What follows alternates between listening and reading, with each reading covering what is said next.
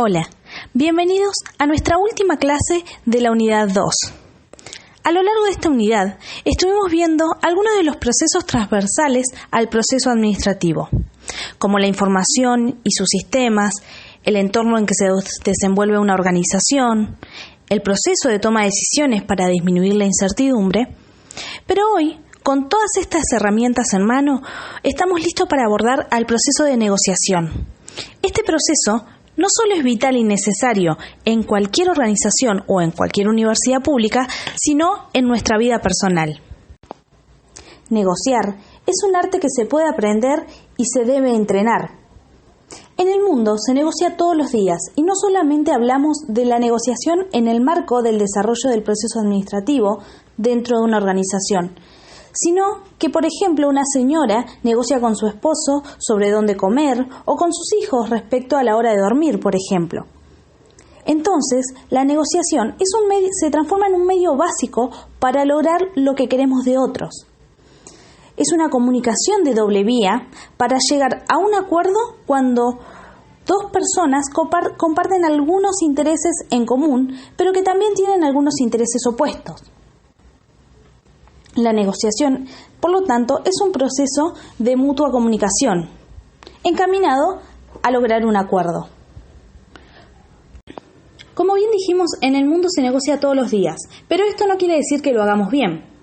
Las estrategias estandarizadas para negociar con frecuencia dejan a las personas insatisfechas, cansadas o con un mal comportamiento.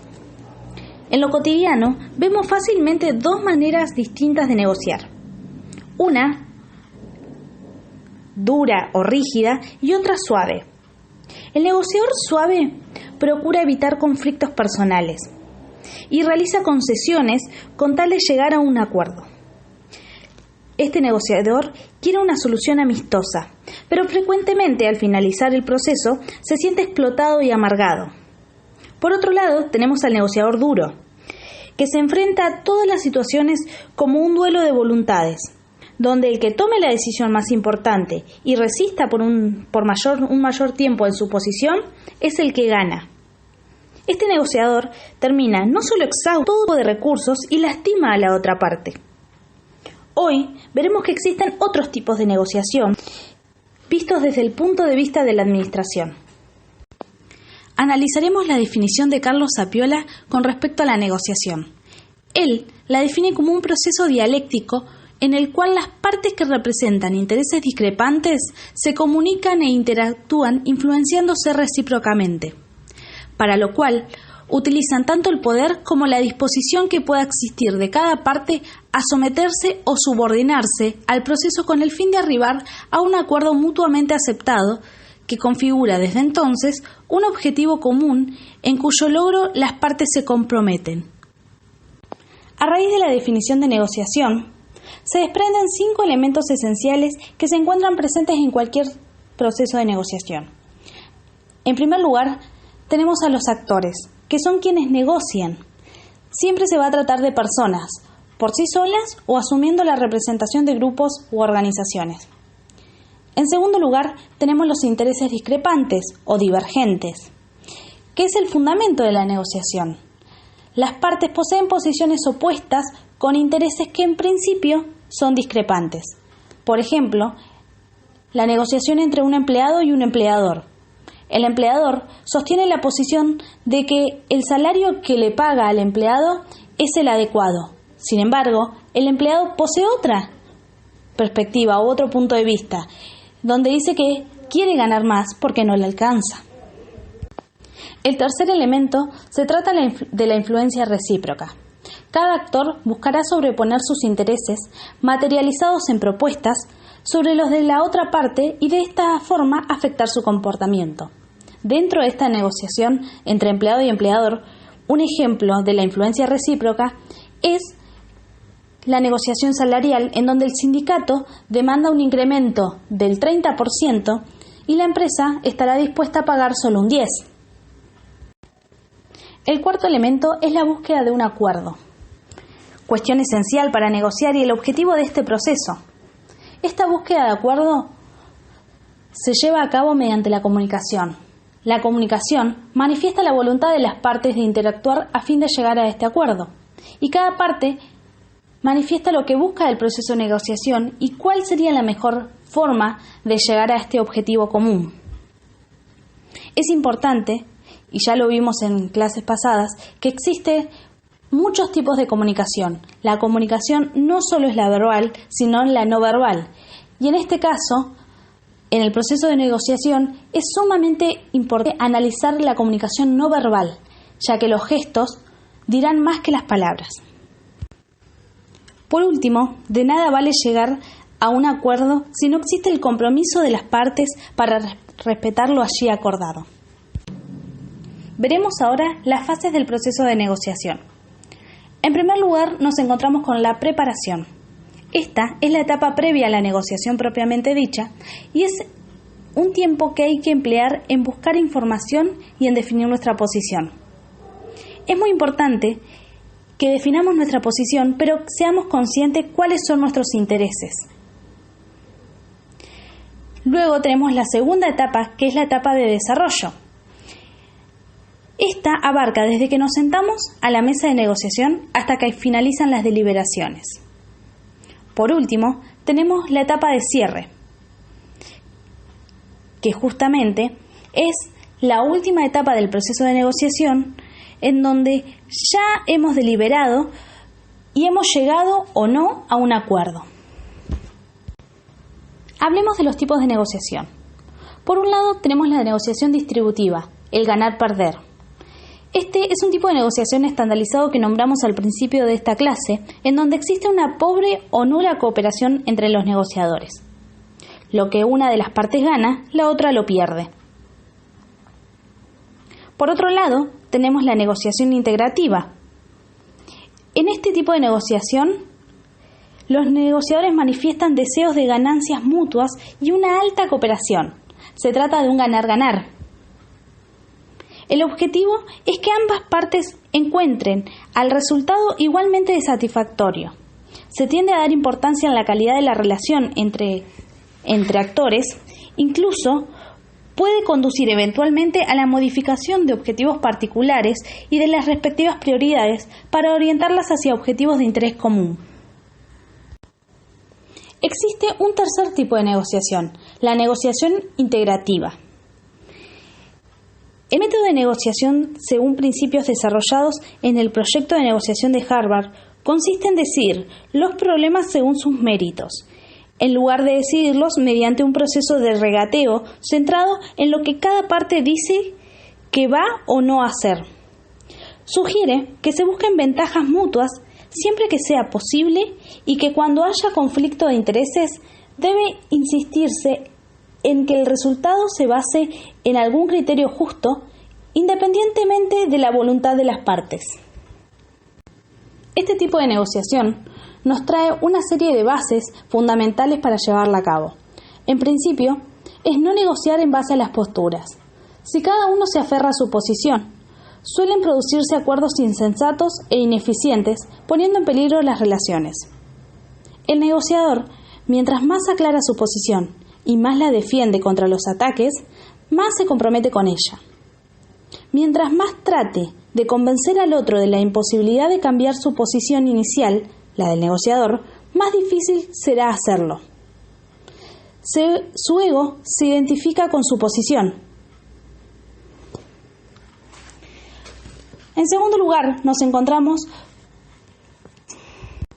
la segunda premisa, nos habla de que separemos a las personas del problema, sea hablando con las personas y duro con el problema. Concéntrese en los intereses. Si buscamos detrás de las posturas, seguramente hallaremos intereses, algunos de los cuales pueden ser compartidos. Invente opciones de mutuo beneficio e insista en que los criterios sean objetivos. Ponga energía en las coincidencias intentando eliminar las subjetividades. Construya puentes de oro. Cree el camino para el acercamiento y atractividad para lograr el sí de la otra parte. Por último, suba al balcón. Esta propuesta nos dice que miremos la situación desde lo alto para reforzar el énfasis en el premio final. Elementos de una negociación integrativa. Nuestra regla memotécnica, crónica, nos dice que existen 7 elementos de una negociación integrativa. En primer lugar, tenemos a la C de comunicación. Escuche atentamente, reconozca lo que dice.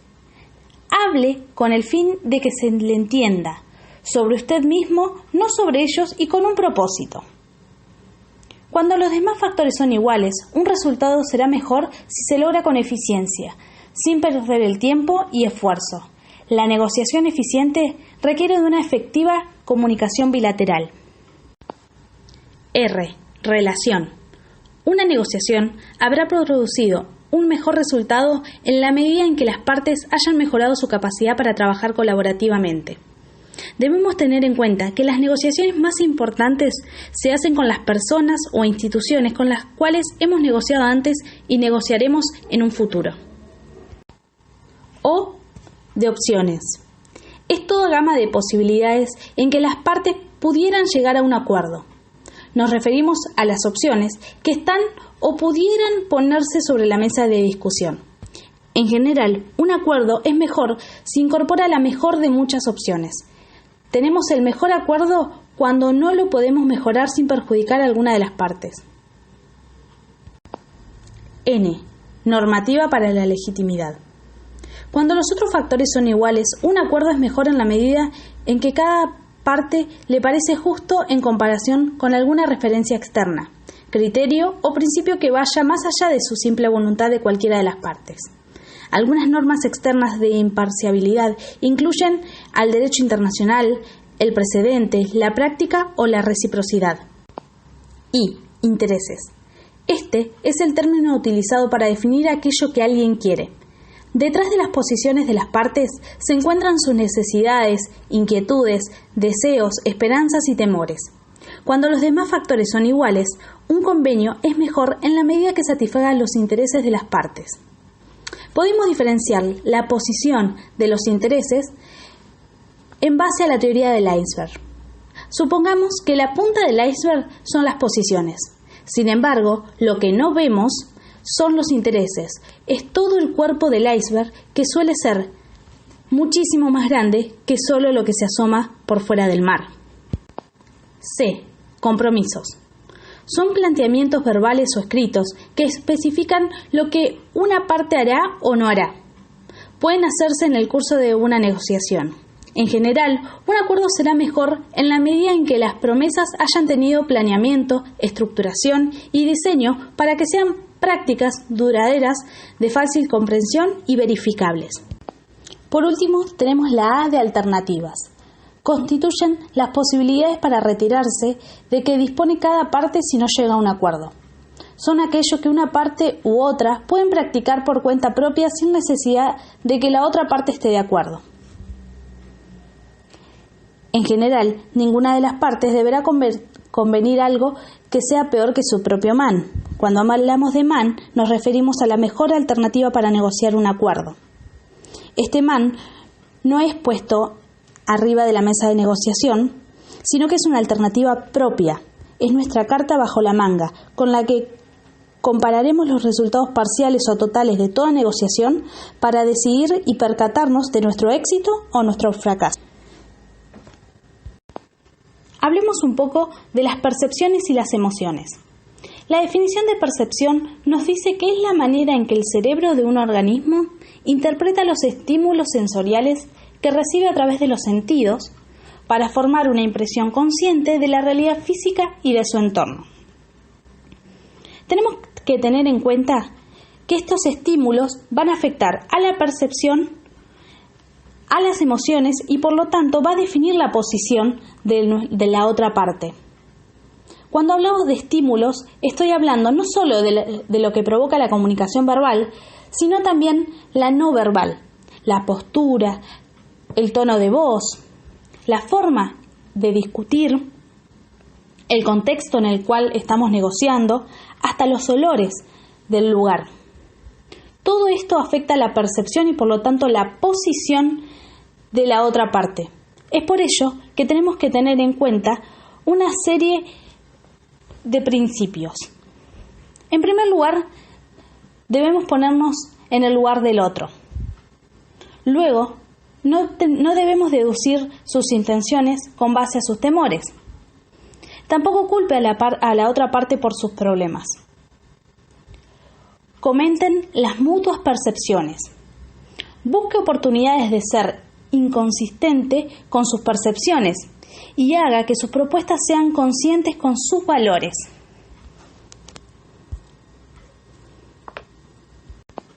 Con respecto a las emociones, primero reconozca y comprenda las emociones propias y ajenas.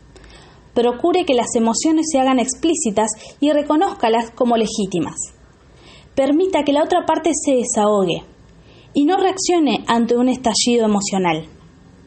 Si somos conscientes de las emociones y percepciones, nos debemos enfrentar con el problema y no con las personas.